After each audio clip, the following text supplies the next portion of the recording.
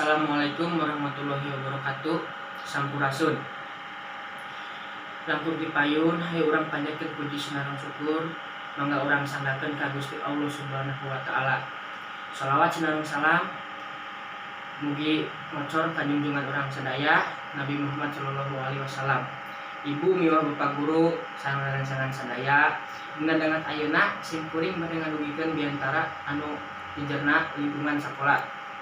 Naon anu disebut sakola teh? Sakola nyata tempat penarian ilmu sareng pengalaman.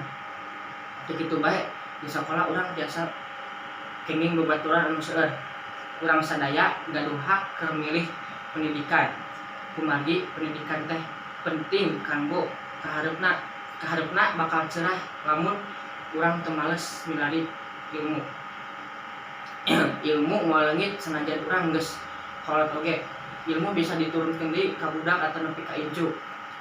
Ilmu bisa ngajaga urang kahareupna kawas harta nu beuki gede urang kudu ngajaga, tapi lamun ilmu ilmu na beuki gede ilmu nu bakal ngajaga urang. Mun sakitu biantara ti sim kuring bila aya kesalahan nuhun-nuhunkeun dihapunten.